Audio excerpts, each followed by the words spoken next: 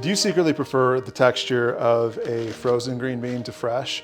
Or have you ever tried to get fancy and substitute fresh green beans for canned in green bean casserole only to be woefully disappointed and run right back to the canned green beans?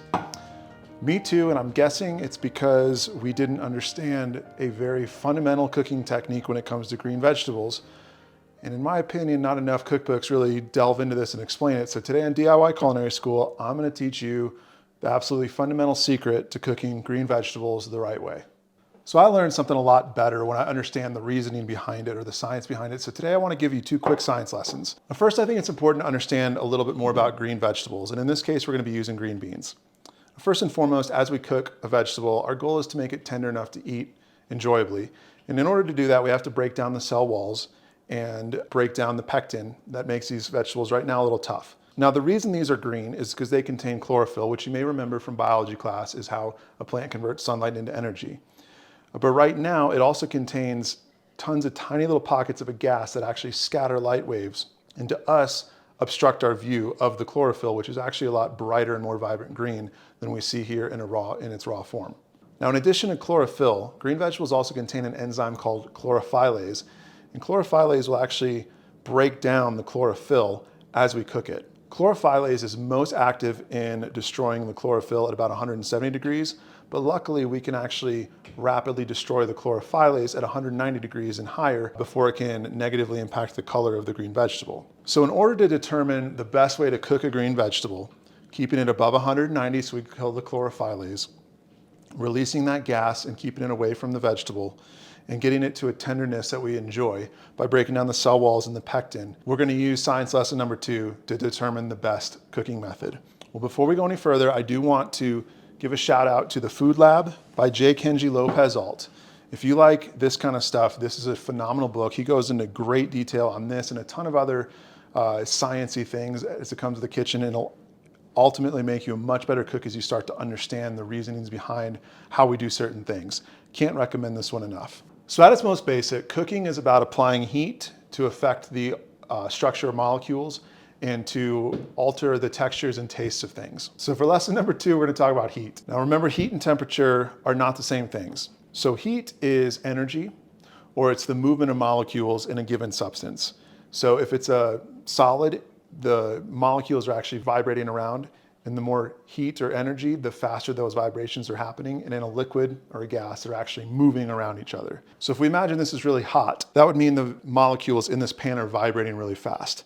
And if we add a bean to it, as those molecules come in contact and move against this bean, they're gonna actually collide with the molecules in the bean, and they're gonna transfer some of that energy from the pan to the bean. The more collisions we have, the more energy is transferred from the hotter to the colder substance. Now we know that heat is energy and movement. So what's temperature? So temperature is actually a measurement of how much energy is in a specific volume of a specific substance, and it depends on 2 things. One is density, and the other specific heat.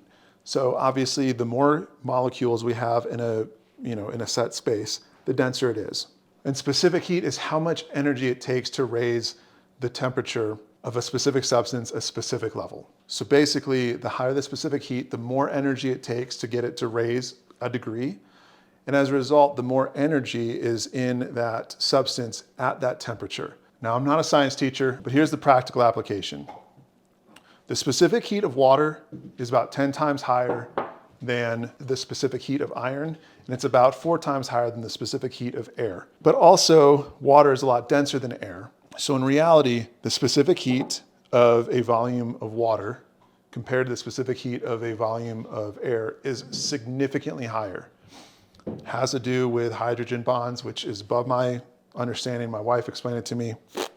But what we need to know is that when we get water to 212 degrees, it contains a whole lot more energy than air at 212 degrees because of the higher specific heat and because of the higher density.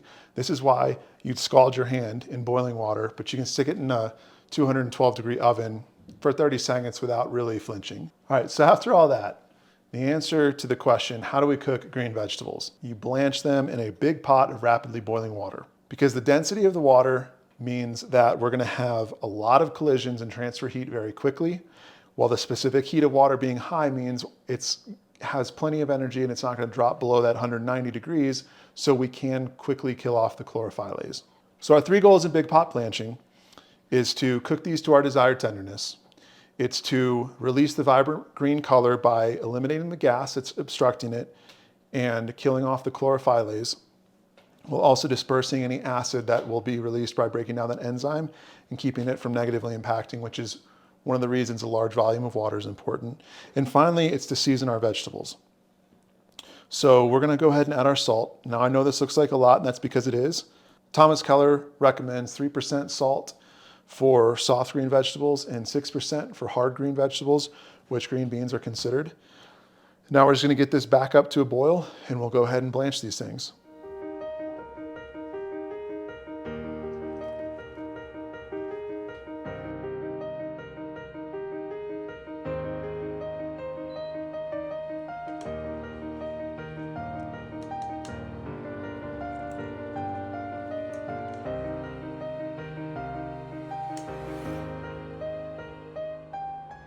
So there you have it, perfectly cooked. Julia Child recommends blanching green beans for 10 to 15 minutes, but checking them at 8. Really the only way to check them is to take it out and taste one. These were perfect, ready to go at 8 minutes. So I went ahead and pulled them. I went ahead and shocked them in cold water to stop them cooking and to get them underneath that 170 degree range as quick as possible. And then I'll reheat them, probably saute them a little bit for dinner tonight.